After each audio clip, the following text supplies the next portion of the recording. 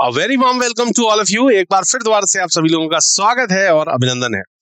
आज हम लोग क्या पढ़ने वाले हैं? आज हम लोग सीटिंग अरेंजमेंट का थ्योरी पार्ट जो कि भाग 7 है, इसको पढ़ने वाले हैं। बैठने की व्यवस्था के सिद्धांत और भाग 7 है ये हमारा, ठीक है।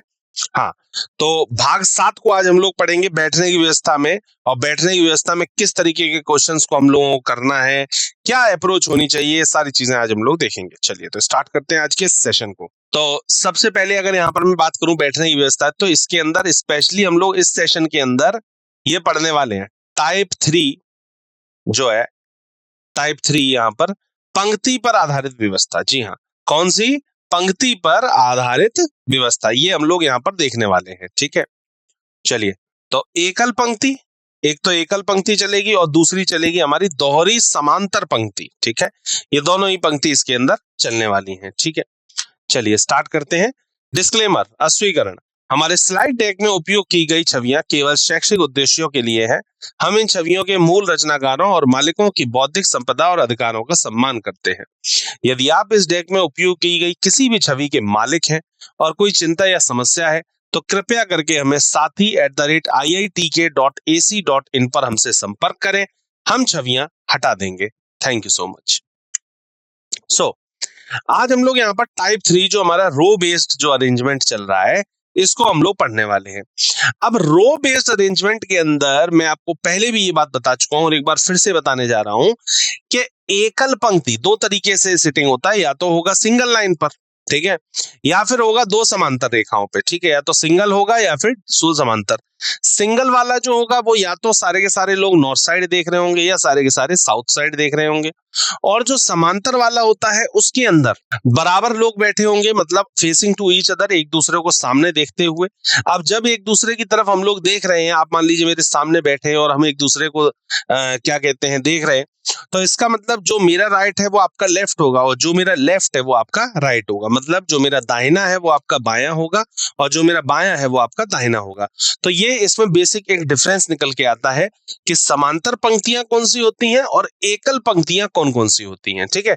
तो एकल पंक्ति में सिंगल पंक्ति चलेगी सिर्फ, उसी में 5, 6, 7 जितने भी लोग बोले जाएंगे उतने बिठाए जाएंगे। और समांतर पंक्ति के अंदर दो पैरेलल रोज होती हैं और उसके अंदर बराबर संख्या में लोगों को बिठाया जाता है।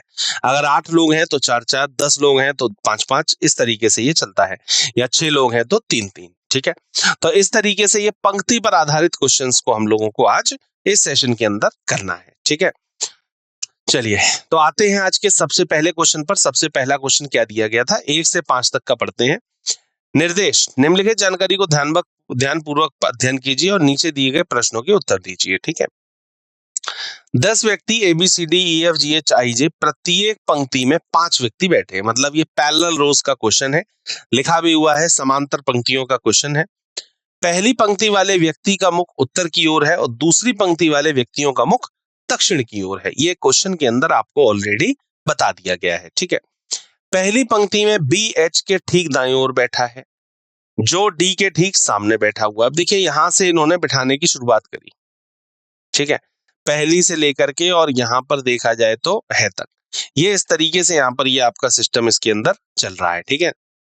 मतलब कि जो बिठाने वाले पॉइंट है वो कुछ इस तरीके से यहां से ये आपके चल रहे हैं, ठीक है। ये हो गया, तो ये हो गए सारे सिटिंग के पॉइंट। और शुरुआत की जो 2 लाइनों में दिया हुआ ये आपको इंस्ट्रक्शंस दिए गए हैं कि क्वेश्चन के अंदर क्या इंस्ट्रक्शंस फॉलो हम लोगों को करने हैं। तो ऊपर वाली 2 लाइनों से इतनी बात पता चल गई है कि 10 लोग हैं, ए से लेकर के जे तक के नाम है, दोनों रोज के अंदर 5-5 लोग बैठे हैं। तो 5-5 लोगों का मतलब कि ये सभी लोग एक दूसरे की तरफ देखते हुए तब बैठे होंगे, ठीक है, एक दूसरे के फेसिंग टू ईच अदर वाला होगा ये, ठीक है। अब यहां पर आते हैं, तो यहां पर क्वेश्चन पूछा गया बी के बाएं से दूसरा कौन बैठा है, बी के सेकंड लेफ्ट में बाएं से दूसरे स्थान पर कौन बैठा हुआ है, ठीक है। तो सबसे पहले जो हमें हमेशा करना होता है, कभी भी सिटिंग अरेंजमेंट का जो क्वेश्चन आता है वो क्या चीज है कि पहले आपको इसका एक आरेख बना लेना, एक डायग्राम ड्रॉ करना है। भाई पहले आपको डायग्राम बनाना है, डायग्राम बनाने के बाद में वो जगह पॉइंट कर लेनी है डायग्राम्स के अंदर जहां पर इन लोगों को बिठाना है, ठीक है।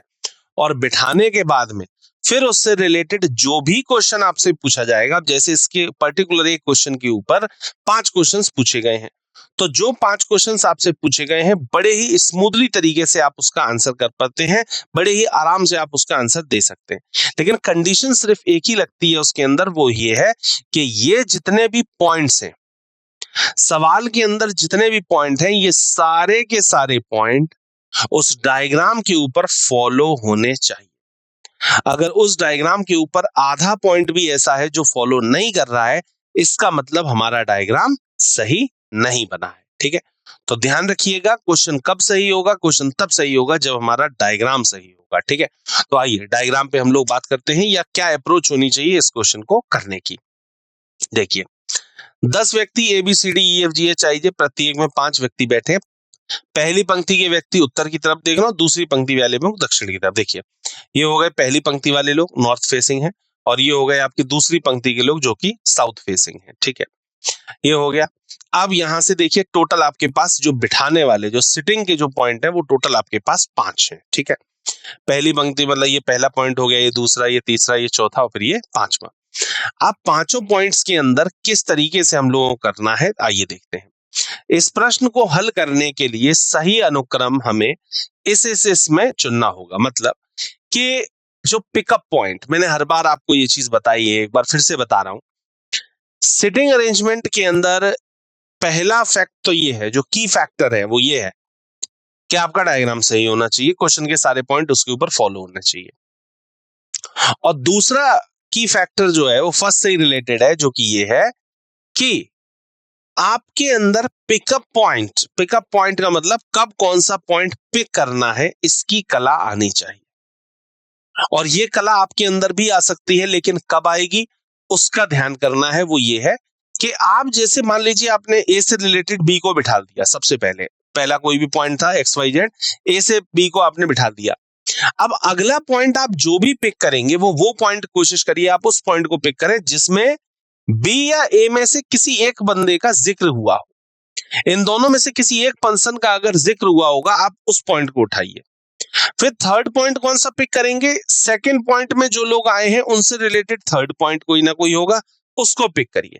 तो ऐसे आपको लगातार सारे पॉइंट्स नहीं दिए जाएंगे कि सिटिंग अरेंजमेंट ऐसे लगातार आपको दे दिया और आपने बिठा दिया, नहीं। ये करते क्या है कि ये पैरा जंबल्ड कर जाते हैं, ये आगे पीछे आपको दिए जाते हैं। हो सकता है कि क्वेश्चन को करने की शुरुआत आप 5वें पॉइंट से करें, 5वां पॉइंट आपका काम का हो, फिर आप एकदम से फर्स्ट पॉइंट पर आ जाएं, फिर आप थर्ड पॉइंट पर चले जाएं। तो ये आप पॉइंट्स को आगे पीछे अपने अकॉर्डिंग कर सकते हैं, कोई हार्ड एंड फास्ट रूल नहीं है कि फर्स्ट पॉइंट से ही शुरुआत करते हुए हमें आगे बढ़ना है। आप किसी भी पॉइंट से करने की क्वेश्चन को शुरुआत कर सकते हैं। ठीक है, आइए देखते हैं। सबसे पहले इसमें क्या बोला, बी के बाएं से दूसरा कौन बैठा है, बी के बाएं दूसरा कौन बैठा हुआ है, ये सवाल है इसके अंदर।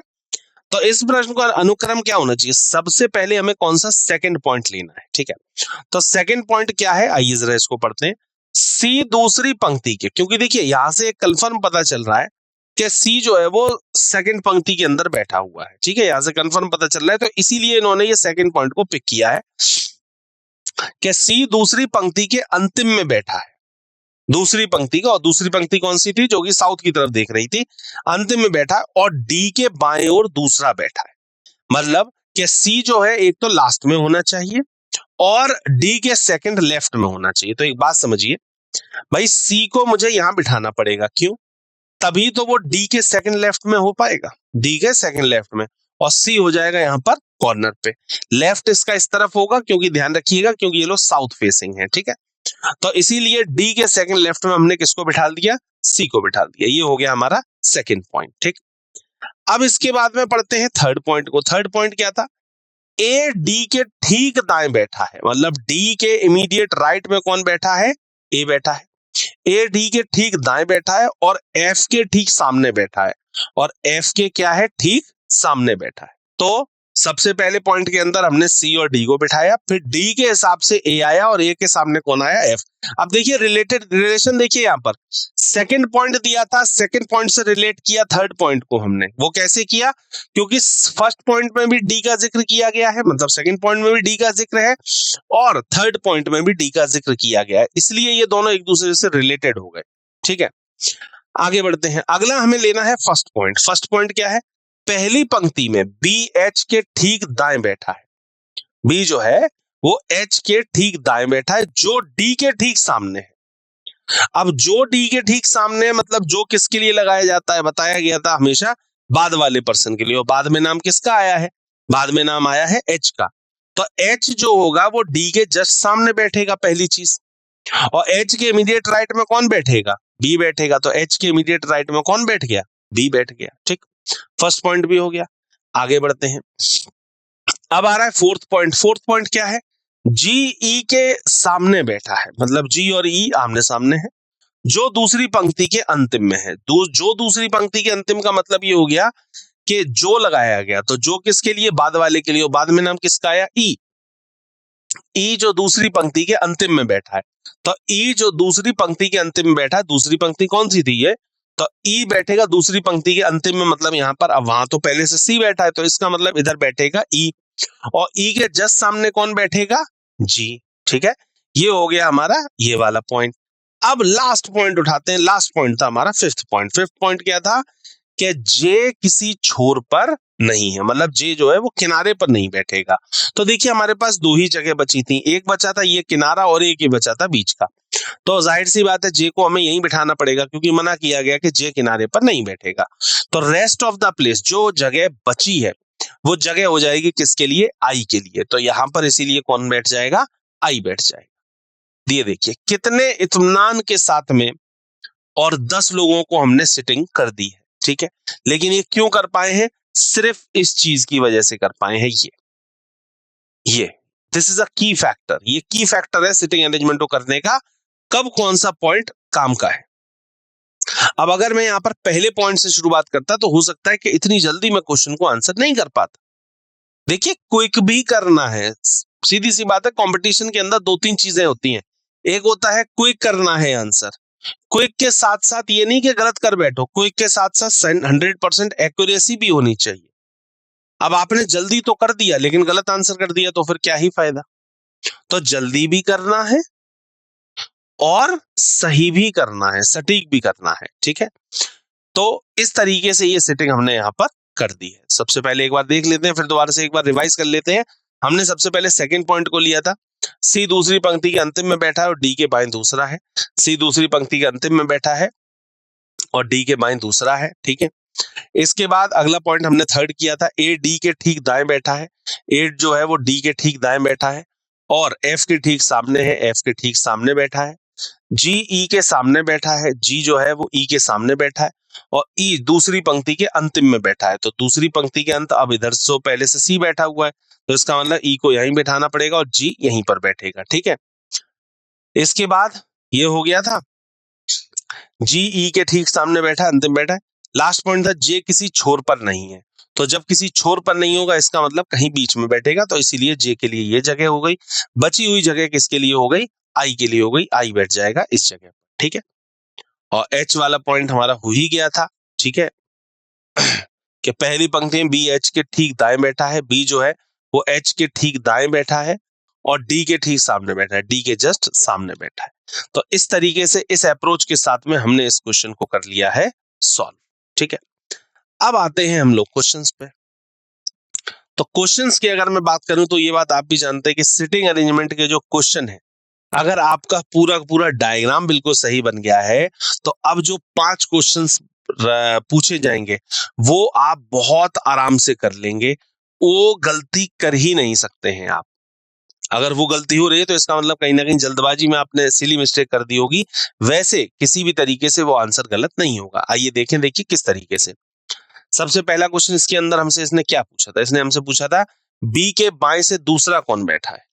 तो बी के बाएं से दूसरा कौन बैठा है, बी के बाएं दूसरा कौन बैठा है, एफ बैठा हुआ है। ठीक है, और एफ किस पर दिया है इस प्रश्न को, एफ कहां दिया हुआ है, एफ दिया हुआ है फोर्थ ऑप्शन पे, ये हो गया फोर्थ ऑप्शन बिल्कुल सही। ठीक है, चलिए किसका पूछा गया था एक बार फिर से देख लीजिए, बी के बाएं से दूसरा कौन है, बी के बाएं से दूसरा कौन बैठा हुआ है, एफ बैठा हुआ है, एफ वहां पर बैठ जाएगा। ठीक है, चलिए आगे बढ़ते हैं। ज्ञात कीजिए कि प्रथम पंक्ति के अंत में कौन है। भाई प्रथम पंक्ति कौन सी थी ये, और इनके लास्ट में कौन है, जी और आई है। ठीक है, तो जी और आई जो है ये दोनों ही इसके अंत में बैठेंगे, मतलब थर्ड ऑप्शन इसके लिए बिल्कुल सही है। देख रहे हैं कितने आराम से आप लोग क्वेश्चन का आंसर कर पा रहे हैं, बहुत ही आराम से। आगे बढ़ते हैं, बी के सामने कौन है, ठीक है, तो बी के सामने कौन बैठा हुआ है, बी के सामने जे बैठा हुआ है, ठीक है, तो जे बैठा हुआ है, जे हो गया यहाँ पर फर्स्ट ऑप्शन पे, ये बन गया, ठीक है। चलिए आगे बोला गया था ई के बाएं से तीसरा कौन है। अब ई के बाएं से तीसरा कौन है, ई के बाएं तीसरा कौन है, पहला दूसरा तीसरा, मतलब कौन बैठा हुआ है, जे बैठा हुआ है, ठीक है, तो ई के बाएं तीसरा कौन हो जाएगा, जे, और जे किसी ऑप्शन में नहीं दिया है, इसका मतलब इनमें से कोई नहीं होगा, नन ऑफ दीज आंसर होगा, ठीक है। चलिए आगे बढ़ते हैं, एक किन व्यक्तियों के बीच में है, एक किन किन लोगों के बीच में बैठा हुआ है, ये पूछा जा रहा है। तो देखें ए किन किन के बीच में बैठा है, ए बैठा हुआ है डी और ई के बीच में, किस किस के बीच में, डी और ई के बीच में, तो देखिए डी और ई के बीच में बैठा, ये हो गया सेकंड ऑप्शन बिल्कुल सही, डी और ई के बीच में बैठा, ठीक है, डी और ई के बीच में। अब देखा आपने, हमने 5 क्वेश्चंस को कितनी क्विकली किया, मतलब जो भी हमारा टाइम लगा वो किस में लगा, क्वेश्चन को सॉल्व करने में लगा, क्वेश्चन को सही अप्रोच के साथ में, सही डायग्राम के साथ में बनाने में लगा हमको टाइम, लेकिन उस पर जो क्वेश्चन हमसे पूछे गए उनके आंसर हम लोगों ने क्विकली कर लिए, बहुत जल्दी आंसर कर लिए। क्यों? उसके पीछे रीजन ही यही है कि डायग्राम हमारा सही बना है, और डायग्राम हमेशा तभी सही बनता है जब सारे पॉइंट उसके ऊपर फॉलो हो रहे होते हैं। तो जब डायग्राम हमारा सही है तो आगे के 5 क्वेश्चन हमारे बिल्कुल सही आंसर होंगे, ठीक है। चलिए आगे बढ़ते हैं, अगला क्वेश्चन आया है, अगला क्वेश्चन है हमारे पास 6 से 10 तक का, ठीक है, तो मतलब 6 से लेकर के 10 तक टोटल 5 क्वेश्चन इस पर भी पूछे गए हैं। क्वेश्चन की स्टार्टिंग कैसे होती है, आइए देखते हैं। निर्देश, निम्नलिखित जानकारी को ध्यानपूर्वक अध्ययन करें और दिए गए प्रश्नों के उत्तर दें। 12 व्यक्ति 2 समानांतर पंक्तियों में एक दूसरे के सन्मुख समान दूरी पर बैठे हैं, A B C D E F. पंक्ति एक में दक्षिण की और पंक्ति एक में दक्षिण की ओर मुख करके बैठे हैं, और P Q R S T U पंक्ति 2 में उत्तर दिशा की ओर मुख करके बैठे हैं, लेकिन जरूरी नहीं है कि इसी क्रम में हो, ठीक है, ये आपको साफ बोल दिया गया है कि जरूरी नहीं है कि इसी क्रम में हो, ठीक है। तो देखा जाए तो यहां से लेकर के यहां तक आपको क्या है, ये सारे इंस्ट्रक्शंस ही हैं, ये सारा क्या है, इंस्ट्रक्शंस है। अब यहां से स्टार्ट करते हुए फर्स्ट से लेकर के और यहां हमको 8 तक जाना है, ठीक है। सबसे पहला क्या था, यूपी के दाएं से तीसरे स्थान पर बैठा है और उनमें से एक पंक्ति के छोर पर बैठा है। ए पंक्ति के दाएं छोर पर बैठा है, ए और डी के बीच 3 व्यक्ति बैठे हैं, टी यू के ठीक बाईं ओर बैठा है, टी और क्यू के बीच 2 व्यक्ति बैठे हैं, क्यू जिसका मुख बी की ओर है वह एस के ठीक दाईं ओर बैठा है, सी का मुख आर की ओर है और ई सी के ठीक बाईं ओर बैठा है। फिर इस पर क्वेश्चन पूछा गया, निम्नलिखित में से कौन सा जोड़ा पंक्ति 2 के अंतिम छोरों पर बैठा है। क्वेश्चन में फिर दोबारा से वही कहूंगा, क्वेश्चन के पीछे नहीं भागना है, कॉन्सेप्ट के पीछे भागना है, ठीक है। तो आइए कॉन्सेप्ट के साथ में इस क्वेश्चन को हम लोग सॉल्व करते हैं, ठीक है। टोटल हमारे पास कितने पॉइंट्स हैं, 8 पॉइंट्स हैं, ठीक है। तो हमने क्या किया, यहाँ पर 1 से लेकर के टोटल 8 पॉइंट्स तक हमने यहाँ पर क्या किया, नोट डाउन कर लिया, ठीक है। अब यहाँ पर क्वेश्चन पूछा गया है, यूपी के दाएं से जो हमसे स्टार्टिंग है वो ऐसे है कि यूपी के दाएं से तीसरे स्थान पर बैठा है और उनमें से एक पंक्ति के छोर पर बैठा है। आइए इसकी व्याख्या को पढ़ते हैं। व्याख्या में क्या था, इस प्रश्न को हल करने के लिए सही क्रम में हमें इस प्रकार क्रम में बिंदुओं का चयन करना होगा, पहला, दूसरा, तीसरा, चौथा, पांचवा, छठवां और सातवां। मतलब 1 से लेकर के 7 तक के ये सारे के सारे पॉइंट आपको उठाने हैं, 1 से लेकर के 7 तक के, ठीक है। और 8वां पॉइंट अभी इसमें पिक नहीं करना, 8वां पॉइंट हम लोग बाद में पिक करेंगे, ठीक है। तो आइए देखें, 2 संभावनाएं होंगी, अर्थात केस फर्स्ट और केस 2। अब इसके अंदर 2 केसेस बनेंगे, ठीक है। तो आइए जरा सबसे पहले शुरुआत करते हैं यहाँ पर पॉइंट्स को करने की। पहला पॉइंट दिया था, यूपी के दाएं से तीसरे स्थान पर बैठा है और उनमें से एक पंक्ति के छोर पर बैठा है, ठीक है। तो देखिए यूपी के, भाई यू जो है वो आपके नीचे वाली लाइन में आएगा, ठीक है। तो इसीलिए हमने यहां पर क्या किया, सबसे पहले यू को बिठाया। यूपी के दाएं से तीसरे स्थान पर बैठा, यू जो है वो पी के दाएं तीसरे स्थान पर बैठा है, तो पी के दाएं तीसरे स्थान पर यू हो गया, ठीक है। यू जो है वो पी के दाएं तीसरे स्थान पर बैठा है और उनमें से एक पंक्ति के छोर पर बैठा है, इनमें से एक पंक्ति के छोर पर होना चाहिए। तो भाई यू भी हो सकता है और पी भी हो सकता है छोर पर। तो हमने क्या किया कि जब यू भी हो सकता है पी भी होता है तो हमने एक डायग्राम इसका पॉसिबल डायग्राम और बना दिया। मतलब ये हो गया केस फर्स्ट और ये हो गया केस टू। तो यहां पर हमने क्या किया भाई, इस वाले के अंदर हमने यू को इधर बिठा दिया था, अब की बार हम क्या कर देते हैं, पी को इधर बिठा दिया और पी के अकॉर्डिंग हमने किसको बिठा दिया, यू को बिठा दिया। ठीक है, ये हो गया हमारा पहला पॉइंट आपका सॉल्व। ठीक है, इतनी बात क्लियर। अब आगे बढ़ सकते हैं, आगे बढ़ते हैं। अगला पॉइंट दिया था ए पंक्ति के दाएं छोर पर बैठा है। ठीक है, ए पंक्ति के दाएं छोर पर बैठा है, तो ए जो हो गया पंक्ति के दाएं छोर पर बैठ गया। ऐसे ही यहां पर भी ए पंक्ति के दाएं छोर पर बैठ गया। देखो हमें दोनों केसेस लेकर के चलने पड़ेंगे। अच्छा यहां पर जरा एक बार फिर से एक बार रिपीट करता हूं, हमें दो केसेस बनाने की जरूरत क्यों पड़ी, क्योंकि पहला ही पॉइंट इसके अंदर यह दिया गया कि यूपी के दाएं से तीसरे स्थान पर बैठा है और उनमें से एक पंक्ति के छोर पर बैठा है, तो वो दोनों में से कोई भी बैठ सकता है। इसीलिए हमको दो पॉसिबल डायग्राम लेकर के चलने पड़े हैं, यू भी लास्ट में हो सकता है और पी भी लास्ट में हो सकता है। तो इसीलिए हमने केस फर्स्ट और केस टू लेके चले।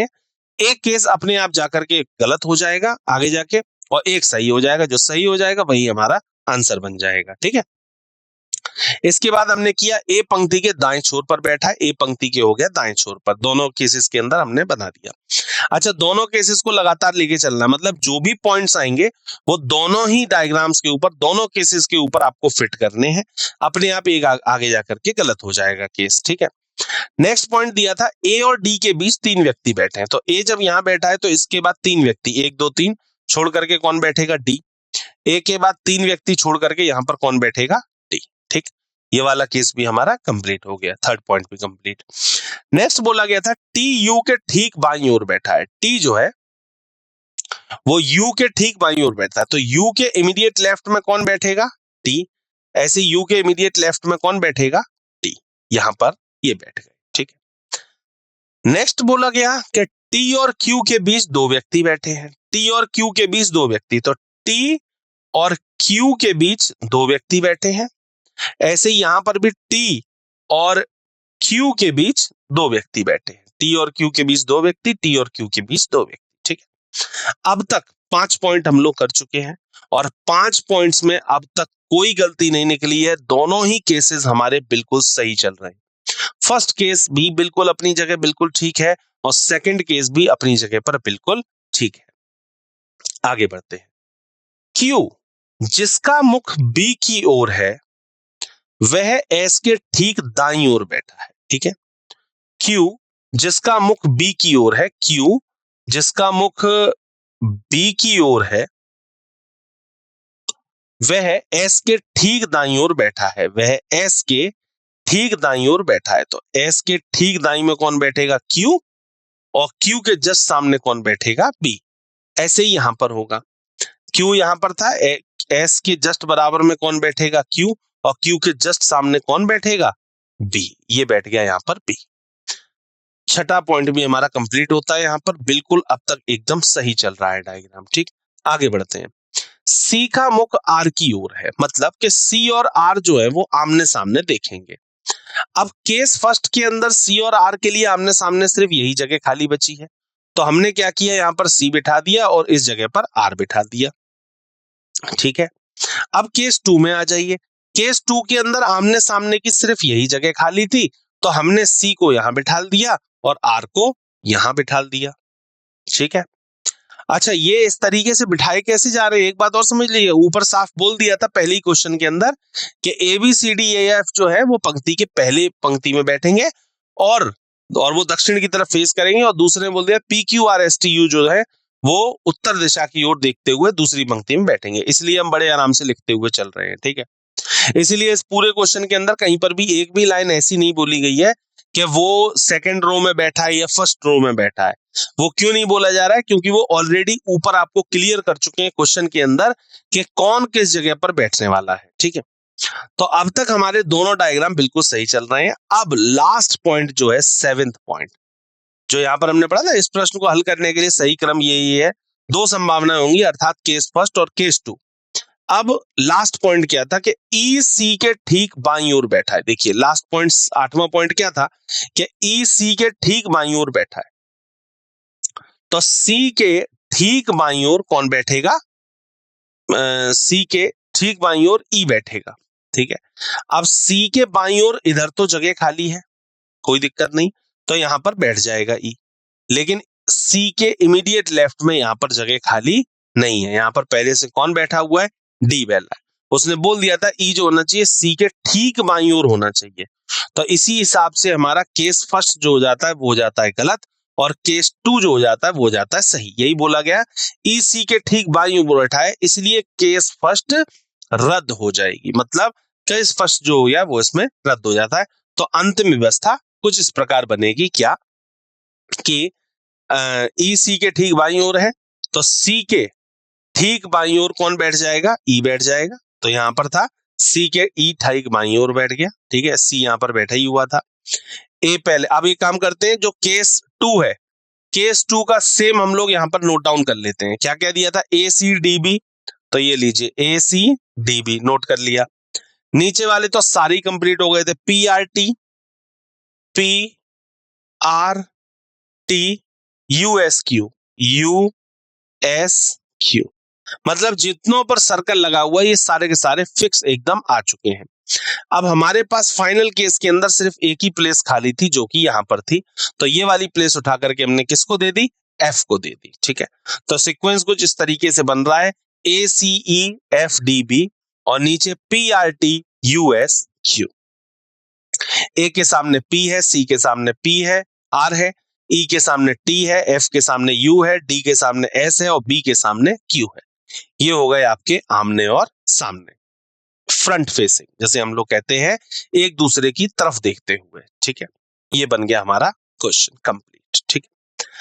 अब इस पर जो भी क्वेश्चन पूछे जाएंगे उसका बहुत आराम से आप लोग आंसर दे सकते हैं, उसमें किसी तरीके की कोई परेशानी नहीं आएगी। आइए जरा पहले क्वेश्चन पर बात करते हैं, 6th क्वेश्चन पे। निम्नलिखित में से कौन सा जोड़ा पंक्ति 2 के अंतिम छोर पर बैठा हुआ है? पंक्ति 2 के अंतिम छोर पर कौन कौन बैठा हुआ है? पंक्ति 2 के अंतिम छोर पर भाई, एक इधर फाइनल वाले में देखते हैं, ए बी बैठा है, एक पी क्यू बैठा है, ठीक है, ए बी और पी क्यू। तो पी और क्यू, अच्छा दूसरी पंक्ति में पूछा जा रहा है तो पी और क्यू हो जाएगा बिल्कुल सही जवाब, मतलब आंसर नंबर 3rd, ठीक है। अगला बोला गया, एफ की ओर मुख करने वाले व्यक्तियों के बाएं से दूसरे स्थान पर कौन बैठा है? ठीक है, एफ के सामने जो देख रहा है, ठीक है, उसके बाएं दूसरे स्थान पर कौन बैठा है? एफ की ओर मुख करने वाले व्यक्ति के बाएं से दूसरे स्थान पर कौन बैठा है? एफ के सामने जो देख रहा है उसके बाएं दूसरे पर कौन बैठा है? आर बैठा हुआ है। और आर आपको कहां दिया हुआ है? आर आपको दिया हुआ है सेकंड ऑप्शन के अंदर, ठीक है। तो सेकंड ऑप्शन इसके लिए सही हो जाता है, ठीक। चलिए 8th क्वेश्चन क्या है? बी के संदर्भ में ई का स्थान क्या है? बी के संदर्भ में ई का स्थान क्या है? तो वो बोलेगा first second third, third to the right, ठीक है। थर्ड टू द राइट किस पर दिया है? दाईं ओर तीसरा। ये किस पर दिया है? चौथे पर, दाईं ओर तीसरा। ये हो गया आपका 4th ऑप्शन बिल्कुल सही। ये आ गया समझ में।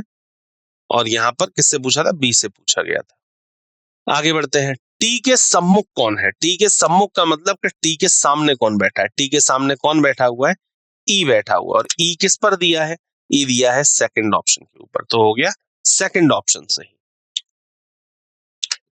लास्ट क्वेश्चन था, यदि पंक्ति 2 में बैठे सभी व्यक्तियों की स्थिति को बाएं से दाएं अंग्रेजी वर्णमाला क्रम के अनुसार व्यवस्थित किया जाता है तो निम्नलिखित में से कौन आर की ओर उन्मुख होगा, या मतलब आर की तरफ देखेगा? तो दूसरी पंक्ति में क्या करना? अंग्रेजी वर्णमाला के हिसाब से बाएं से दाएं की तरफ अंग्रेजी वर्णमाला के हिसाब से हमें व्यवस्थित पहले तो इन लोगों को करना है, ठीक है।